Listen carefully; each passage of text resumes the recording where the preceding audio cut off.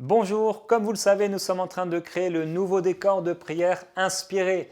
Et pendant que nous sommes en train de finaliser les derniers détails, je me suis dit, je vais continuer quand même de vous encourager, de vous bénir à travers cette émission Prière inspirée. Et j'ai fait installer le décor dans le sous-sol de ma maison. Donc pendant plusieurs jours, je vais être avec vous. On va prier ensemble, je vais continuer de partager la parole à travers, depuis ma maison et depuis le sous-sol de ma maison. Et voilà, donc ensemble, on va se retrouver dans Prière inspirée tous les jours et pendant plusieurs jours, depuis le sous-sol de ma maison, on continue de prier et d'être encouragé par la parole de Dieu. On se retrouve donc dans Prière inspirée.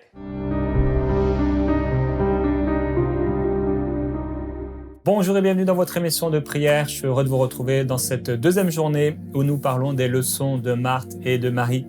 Hier, j'ai partagé avec vous 7 choses à savoir sur Marie et aujourd'hui, on va partager 7 choses à savoir sur Marthe. Qu'est-ce qui te préoccupe? C'est la question que je vais vous poser aujourd'hui et la question qu'on va se poser par rapport à Marthe. On sait que Marie, elle, a choisi de s'asseoir aux pieds du Seigneur, mais Marthe va être préoccupée. Et c'est ce qu'on va relire maintenant dans Luc au chapitre 10. Au verset 38, il est écrit « Pendant qu'ils étaient en route, il entra dans un village et une femme du nom de Marthe le reçut dans sa maison. Elle avait une sœur, appelée Marie, qui s'assit aux pieds du Seigneur et qui écoutait sa parole. Marie était absorbée par les nombreux soucis du service. Elle survint et dit « Seigneur, tu ne te mets pas en peine que ma sœur me laisse seule pour servir? Dis-lui donc de m'aider. » Le Seigneur lui répondit « Marthe, Marthe, tu t'inquiètes et tu t'agites pour beaucoup de choses, mais une seule chose est nécessaire. Marie a choisi la bonne part et elle ne lui sera pas enlevée. » On va donc voir 7 choses sur Marthe. Première chose, Marthe a accueilli Jésus dans sa maison. Alors c'est une chose formidable que d'inviter Jésus chez soi. C'est dans sa maison que Jésus a été accueilli et cette invitation de Jésus dans notre vie, dans notre maison, peut bien sûr complètement changer notre vie. Quand Jésus s'est fait inviter ou s'est invité dans la maison de Zachée, au moment où Jésus est entré par la porte de la maison de Zachée et au moment où Jésus est ressorti par cette même porte, le cœur de Zachée a été complètement transformé. Sa vision des choses, sa vision de la vie, sa vision des gens, sa vision des finances, de l'argent qui avait une grande place dans sa vie, a été complètement transformée. Une seule heure avec Jésus, un seul moment avec lui, peut changer la vie de n'importe quelle personne qui a faim et qui a soif. Et c'est ça qui est fou, c'est qu'on peut se retrouver dans la même réunion. On se retrouve avec le même Dieu, bien sûr, qui connaît tout et tout, et tous. Et certains sont touchés et d'autres pas du tout. On a la possibilité, frères et sœurs, et Dieu ne fait aucune différence entre les hommes. Il ne fait même pas de différence entre ceux qui le servent à temps plein ou ceux qui le servent un peu ou ceux qui ne le servent pas du tout. Non, Dieu aime tout le monde d'un amour parfait et pur. Zachée, lui, est transformé quand Jésus rentre dans sa maison parce qu'il a faim et qu'il a soif. Non, c'est extraordinaire de pouvoir inviter Jésus dans sa maison, ou dans son cœur. Mais ce n'est pas parce que Jésus est dans notre cœur qu'il est forcément heureux de la façon dont on l'accueille. On en parlera un peu plus tard. Deuxièmement, c'est Marthe qui a invité Jésus chez elle et non sa sœur. Alors Marthe a pris la responsabilité d'inviter Jésus et Marie n'est pas responsable de cette invitation. Elle est en train d'en profiter. C'est Marthe pour elle-même qui a choisi d'inviter Jésus dans sa vie, dans sa maison, chez elle. On ne peut pas s'attendre aux autres de prendre la responsabilité pour des engagements que nous avons pris pour nous-mêmes. Et on ne peut pas attendre des gens qui ne connaissent pas le Seigneur les mêmes choses que nous vivons. On ne peut pas même attendre de nos enfants des choses que nous vivons, que nous portons aujourd'hui, parce que lorsque nous étions enfants, nous ne pouvions pas les porter. Chacun va à son rythme, au rythme de Dieu, et on ne peut pas imposer, on ne doit pas imposer un fardeau quelconque à des personnes, alors qu'à leur âge, nous ne pouvions même pas nous les porter, et peut-être même pas aujourd'hui. Troisièmement, Marthe avait une sœur appelée Marie, qui s'assit au pied du Seigneur et écoutait ce qu'elle disait. Donc, Marthe était très certainement la grande sœur de Marie. Et à cause de ça, elle devait avoir un sentiment de responsabilité plus grand que celui de Marie. Quand Lazare visitait ses sœurs, certainement c'est Marthe qui cuisinait, et peut-être Marie devait aider un peu pour le service, un peu comme à la maison. Quand on a des invités, Annabelle fait à manger, toujours. Les rares fois où je fais à manger, je suis tout stressé, tout paniqué. Et par contre, quand les gens viennent à la maison, c'est en général moi qui vais mettre la table et c'est moi qui vais desservir. Donc, on se partage la tâche. Et peut-être qu'il en était ainsi de Marthe, elle était en train de cuisiner, de s'occuper de tout ce qu'il y avait à faire et Marie, elle, devait aider un peu par-ci, par-là. Alors, la foi n'a rien à voir également avec l'âge de la personne. C'est pas parce que Marie est la petite sœur ou que Marthe est la grande que l'une ou l'autre a une préférence auprès de Dieu.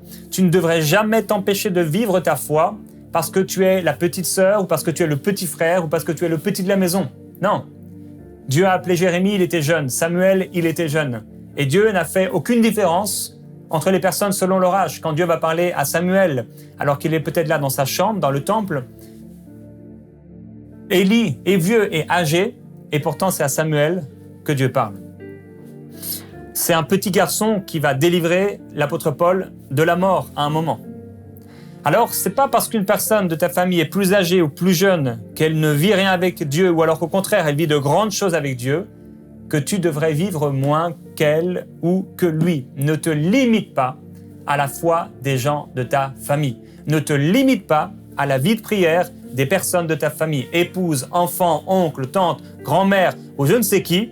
Ne te limite pas à la foi des autres à cause de leur âge. Quatrièmement, Marthe était affairée aux nombreuses tâches du service. Alors Marthe était préoccupée par l'organisation du repas de Jésus et certainement de ses disciples et des amis de Jésus parce que Jésus était bien souvent accompagné quand on l'invitait. Et certainement, Marthe voulait mettre les petits plats dans les grands, comme on dit. Elle voulait que les choses soient bien faites et peut-être même elle voulait bien paraître, on ne sait pas, aux yeux des amis, des disciples de Jésus ou de Jésus lui-même. En tout cas, on sait que ce repas retenait toute son attention. Et comme je le disais, les peu de fois où je fais à manger, je suis assez stressé, je suis là comme une femme affolée dans la cuisine. Et je veux que les gens, quand ils s'assoient, le repas soit chaud. Et si le repas est chaud, je ne veux pas qu'ils mettent 15 minutes à venir parce que j'ai préparé tout ça. Et vous savez ce que c'est si vous cuisinez. Et un jour, je me souviens, alors qu'on habitait en France, des amis nous avaient invités à la maison, chez eux. Et j'avais été tellement surpris ce jour-là parce qu'ils nous ont servi un plat normal, un repas normal. Tout ce qu'il y avait de plus basique. Alors que j'avais jamais été habitué à ça. Mes parents, quand ils recevaient des gens, c'était tout le temps les petits plats dans les grands, etc. Mon épouse, jusqu'à aujourd'hui, quand elle invite des gens, bien sûr, que ce soit jusqu'à la décoration, le repas, c'est classe, c'est beau. Et là, c'était tellement simple. Et ça m'a tellement marqué. Et en fait, j'ai appris une grande leçon. C'est que parfois, en invitant des gens, on passe à côté. Parce qu'on est dans la cuisine tout le temps, au lieu d'être avec eux. Et si on les a invités, c'est pour être avec eux. Et finalement, je me suis dit, ça m'a appris quelque chose. Et souvent, c'est ce qui se passe avec Jésus. On l'a dans notre cœur, mais on est préoccupé. On est en train de servir. Ah, je sers Dieu. Il faut que j'aille à l'église. Et est-ce que tu as eu le temps de prier? Il faut que je fasse ceci, mais est-ce que tu as eu le temps de l'entendre? Tu sers Dieu? Oui, tu sers Dieu. Alors si tu le sers, n'oublie pas de te mettre à table avec lui.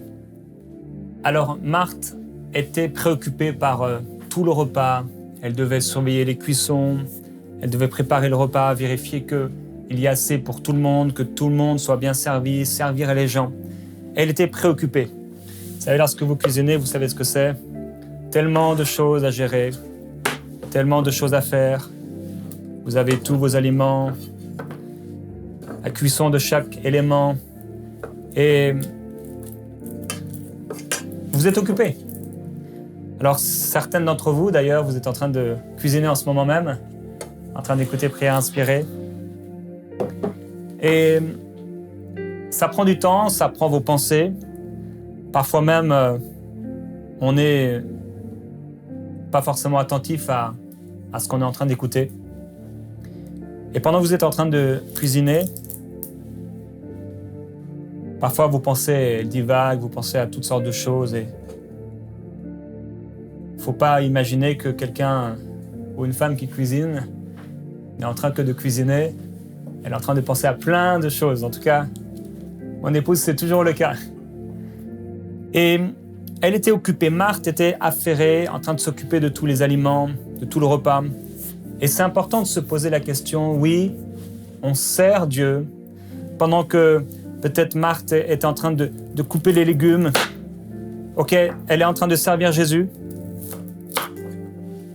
Mais est-ce que Dieu préfère le sacrifice?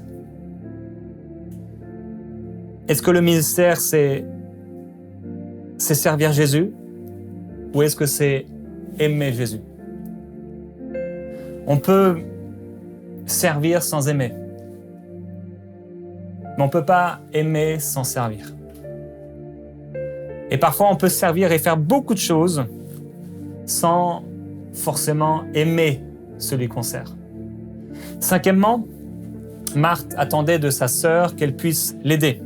Donc pendant qu'elle était en train de tout préparer, ses pensées devaient être submergées par un sentiment d'injustice. Mais pourquoi ma sœur ne fait rien pendant que je suis en train de tout faire? Et peut-être elle était en train de couper ses légumes avec de plus en plus de colère et commençait à être fâchée. Et pendant que peut-être ça cuisait et ça bouillait, à l'intérieur, ça bouillait aussi. Pendant que son repas devenait de plus en plus chaud à l'intérieur aussi, la colère commençait à monter dans son cœur vis-à-vis de cette situation.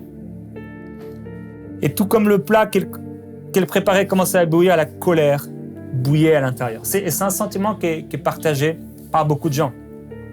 C'est pour ça que les apôtres ont choisi des gens spirituels pour servir aux tables, donc s'occuper des tâches administratives, naturelles, pour éviter que ces gens ne réagissent de façon charnelle pendant que les apôtres étaient en train tranquillement de prier. La Bible dit que pendant qu'on préparait à manger pour Pierre, il était tranquillement sur le toit en train de prier. Et on est en train de nous préparer à manger. Et je crois pourtant qu'il y a une grâce pour ceux qui sont en train de préparer à manger, qui peut être partagée pendant que ceux qui sont en train de prier vivent une grâce ou même cette même grâce. D'ailleurs, ça me fait penser, j'étais dans une conférence en Belgique et j'étais en train de prêcher l'évangile. C'était un moment très particulier, un moment très spécial, une réunion très très forte dans l'esprit. Et il y avait une jeune fille qui était là à l'extérieur dehors et elle s'occupait des enfants. Elle n'était pas dans la réunion parce qu'elle avait prévu de servir et donc elle était à l'extérieur de la salle et du bâtiment en train de s'occuper des enfants et ils jouaient à cache-cache, etc. Et à un moment, les enfants ont regardé le bâtiment et ils ont dit « Mais qu'est-ce qui se passe dans la salle? Qu'est-ce qui se passe ?» Et elle a dit « Eh bien, ils sont en train de faire une réunion. » Et les enfants ont commencé à sentir quelque chose. Et le moment était terminé, c'était le moment de regagner les chambres. Et après la réunion, et donc ils sont passés par le couloir. On était encore en train de faire la réunion, c'était un temps de prière. Et les enfants leur avaient dit de faire silence pendant ce temps. Et en fait, ils se sont mis à courir très très vite. Et arrivé au bout du couloir, elle leur a dit « Mais pourquoi vous avez crié? Je vous avais dit de ne pas faire de bruit. » Et les enfants ont commencé à dire « Mais est-ce que tu as senti ce qui se passait? Est-ce que tu as senti ce qu'on a ressenti? Il se passe quelque chose de spécial. » Et les enfants ont senti la présence du Saint-Esprit et il y a une crainte de Dieu qui est née dans leur cœur. Et ce soir-là, cette nuit-là, plusieurs personnes qui étaient, parce que c'était un camp de plusieurs jours, ont été visitées par le Saint-Esprit. Et cette jeune fille qui était en train de servir et qui n'a même pas écouté le message, qui n'a même pas participé au temps de prière, a été visitée par le Saint-Esprit et sa vie a été complètement transformée. Alors, on peut servir Dieu, oui, mais pas en oubliant qui on sert. On peut cuisiner pour le Seigneur, entre guillemets, mais dans tout ce que nous faisons, que notre cœur puisse s'élever pour Dieu, il y a une portion pour toi. Et des fois, on peut avoir un sentiment d'injustice et se dire « Mais c'est pas normal, moi je suis en train de servir et pendant que les autres regardaient, et c'est peut-être quelqu'un aujourd'hui, tu es en train de servir et tu te dis « Mais qu'est-ce qu'il fait ce ministère ou ce pasteur? Moi je suis là en train de servir. » Ou peut-être tu es dans un département, tu es en train de servir et les autres vont au restaurant faire une réunion d'équipe et tu ne comprends pas. Mais il y a une portion pour toi. Ne passe pas à côté, ne sois pas charnel. Et n'oublions pas que nous aurons à rendre compte pour nous-mêmes et qu'il ne faut pas engager des gens dans un service sans qu'ils n'en aient fait le choix volontairement. Marthe voulait que Marie vienne.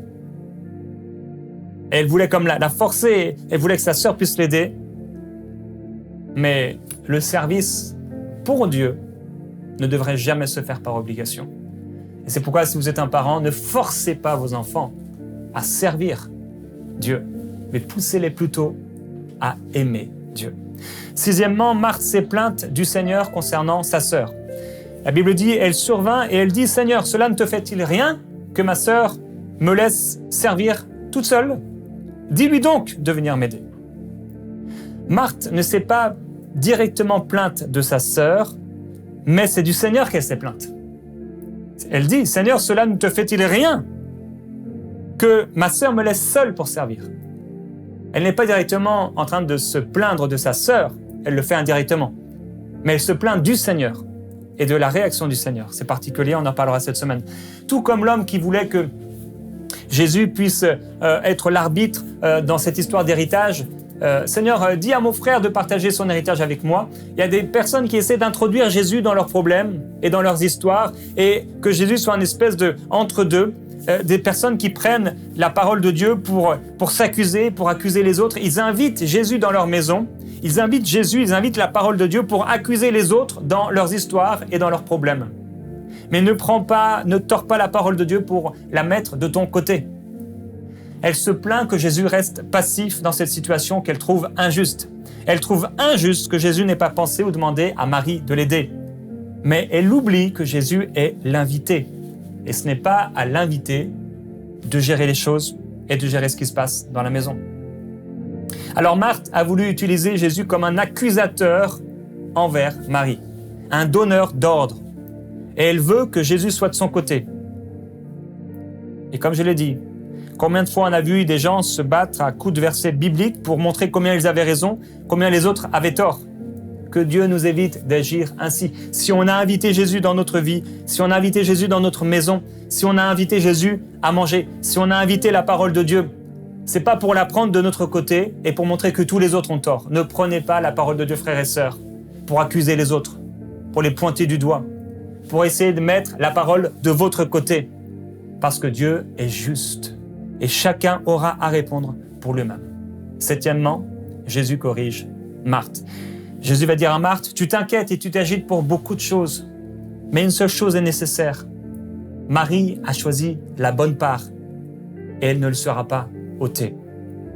Alors, en opposition totale avec l'attente de Marthe, Jésus corrige Marthe. Et la réaction de Jésus est complètement inattendue, vraiment différente de celle que Marthe avait imaginée. Alors que Marthe s'attendait à ce que Jésus aille de son côté et qu'il soit pour elle, il a l'air d'être contre elle. En tout cas, pas de son côté. Et cela, d'ailleurs, termine la discussion et termine cette histoire. Jésus dit que Marthe s'inquiète et s'agite. Et en regardant la situation de l'extérieur, on aurait pu croire que Marthe était vraiment en train de faire ce qu'il fallait. Elle est en train de servir le Seigneur. Mais apparemment, Marthe s'est trompée quelque part. Jésus qui est venu apporter le repos n'est pas d'accord que Marthe soit préoccupée et agitée pour une telle chose. En général, Jésus n'est pas d'accord qu'on soit inquiet ou préoccupé par quoi que ce soit. Non seulement par les choses de cette terre, mais par quoi que ce soit. Même les problèmes les plus grands. Parce que Jésus est venu nous apporter la paix. Il dira que personne ne peut par ses inquiétudes ajouter ne serait-ce qu'une coudée à sa vie. C'est pourquoi Jésus dit « Ne vous inquiétez pas ». Et je veux parler à quelqu'un aujourd'hui qui s'inquiète. Tu t'inquiètes et tu t'agites pour beaucoup de choses. Mais le Seigneur te dit « Ne t'inquiète de rien. Ne t'inquiète de rien. Mais fais-moi confiance. Car j'ai une portion pour toi, un privilège, une part qui t'est attribuée. Et cette part, elle se trouve dans ma présence. Tu t'inquiètes pour beaucoup de choses. Et en réalité, c'est peu de choses. Beaucoup de choses pour toi, mais peu de choses pour moi. Et ce qui est le plus important, au-delà de tous les sacrifices que les pharisiens pouvaient faire, c'était la justice et l'amour. La parole nous invite à déposer nos fardeaux aux pieds du Seigneur. Et dans ce temps de prière, je t'encourage à déposer tes fardeaux aux pieds du Seigneur. Au lieu de chercher à corriger Jésus, Marthe aurait dû le voir et lui expliquer ce qu'elle pouvait ressentir et demander au Seigneur de quelle façon elle devait agir. Jésus dit que Marthe s'inquiète et s'agite pour beaucoup de choses. Une simple invitation, un simple repas s'est transformé en une situation pénible pour Marthe, où elle était irritée, attristée, moralement, ressentant un profond sentiment d'injustice. Le beaucoup de choses était en réalité rien du tout. Ce n'est pas que Marthe ne devait pas servir Jésus, mais c'est qu'elle a commencé à le servir avec des mauvaises dispositions, regardant aux autres, se plaignant de ce que les autres ne faisaient pas, passant à côté du réel désir de l'inviter.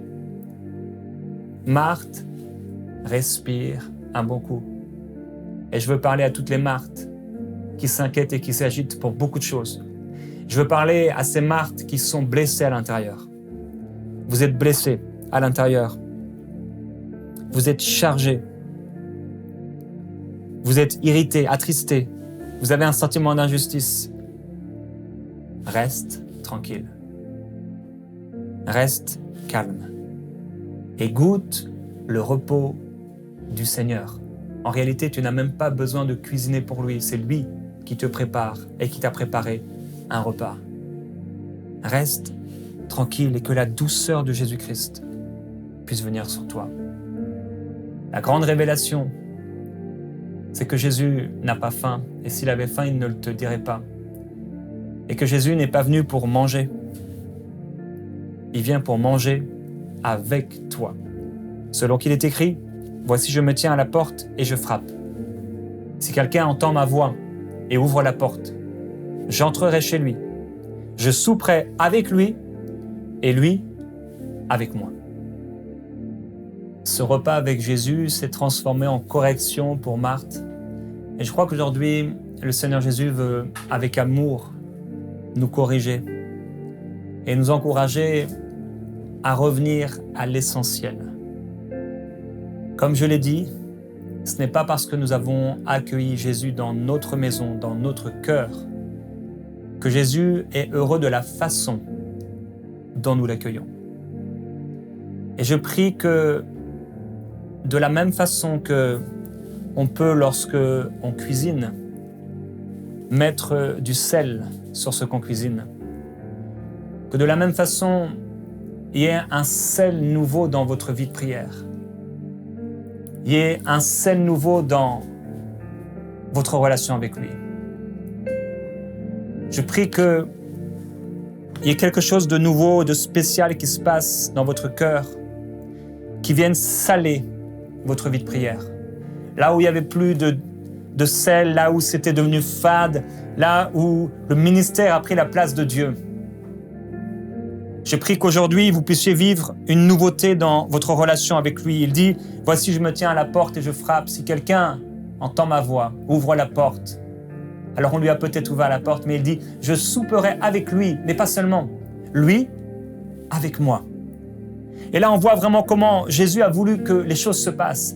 Moi avec lui et lui avec moi. Et si dans ce temps de prière, tu réalises, Jésus, c'est vrai, peut-être je t'ai accueilli, peut-être tu es en train de manger avec moi, mais moi, où je suis, est-ce que je suis sur mon téléphone? Est-ce que je suis préoccupé comme certaines personnes au restaurant qui sont tout le temps sur leur téléphone alors qu'ils sont en face à face avec quelqu'un?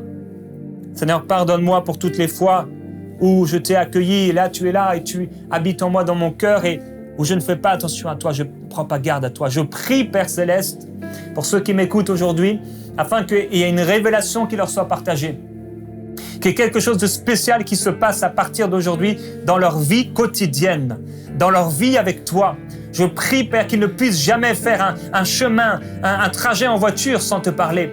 Qu'ils ne puissent jamais, Seigneur, aller dans leur salle de bain, même s'occuper tous les matins, s'habiller, etc., se préparer, se doucher, sans penser à toi, sans te parler. Je prie que personne ne puisse se lever de son lit, Seigneur, et commencer à travailler sans avoir eu un temps avec toi. Je prie, Père, que personne ne puisse passer une journée complète, même tout un repas à cuisiner, sans penser à toi, sans te parler. Mais je prie que nous puissions prier sans cesse et en tout temps. Jésus a dit à un homme, « Tu vois cette femme? Je suis entré dans ta maison, tu ne m'as pas donné d'eau pour me laver les pieds. Mais elle, elle les a mouillés de ses larmes et les a essuyés avec ses cheveux. Tu ne m'as pas donné de baiser, mais elle, depuis que je suis entré, elle n'a pas cessé d'embrasser mes pieds. Tu n'as pas versé d'huile sur ma tête, mais elle a versé du parfum sur mes pieds. Mon frère, ma sœur, il ne faut pas passer à côté du véritable désir de l'invité. Le désir de l'invité, c'est qu'on soit avec lui. Et comme je le disais, de ses amis qui m'avaient invité, le repas m'a surpris parce que c'était simple, mais au moins on était ensemble. Et c'était ça le plus important. Et quand j'ai la grâce d'aller voir mes parents que je ne vois pas souvent, le plus important, c'est pas les repas, même si on fait des bons repas, mais c'est de les voir et d'être avec eux.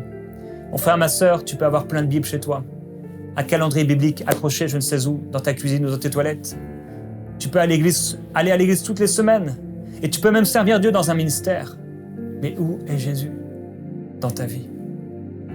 Père, je prie pour cette personne qui réalise aujourd'hui qu'elle est Marthe. Cette personne qui réalise qu'il y a peut-être beaucoup de Jésus, beaucoup de choses, comme des gens qui peuvent avoir des photos de toi, des croix dans leur maison et qui ne pensent jamais à toi, qui ne te parlent pas. Père, je prie pour une dimension nouvelle.